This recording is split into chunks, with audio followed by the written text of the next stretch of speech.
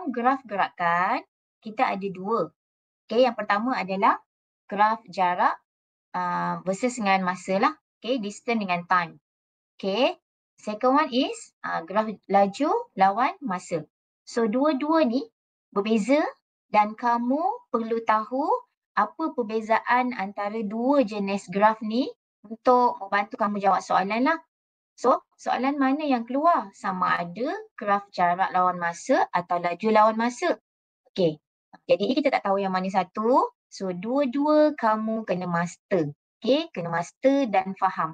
Apa maksud di setiap point.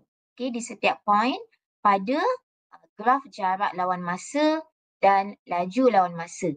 Okey. Yang paling penting sebenarnya untuk topik ini, kamu dah pernah belajar masa tingkatan 2. Okay. Basic untuk tajuk ini sebenarnya adalah dari tingkatan 2. Okay. Dari tingkatan 2. Okay. Okay. Formula apa yang perlu kamu tahu? Okay. Ni basic formula yang perlu kamu tahu. Okay. Siapa ingat? Okay. Kalau cikgu tanya soalan, kamu boleh respon dekat ruangan chat. Okay. So, cikgu tak rasa cakap sorang-sorang lah. Kita ada two-way communication. Okay. So, cikgu buat dia punya formula yang paling simple, yang senang kamu nak ingat adalah Johor Lama. JLM. Okay, Johor Lama. JLM. Apa maksudnya ni?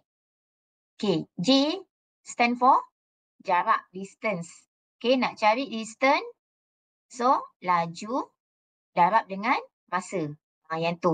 Ini adalah formula basic yang perlu kamu tahu. Formula penting lah yang perlu kamu tahu. Okey. Nak cari laju pula, jarak bahagi masa. Jarak kat atas, masa kat bawah. So, divide lah, bahagi. Macam tu. Okey. Nak cari masa, sebaliknya. Jarak bahagi dengan laju. Okey. So, ini formula yang sangat penting perlu kamu tahu basic dia.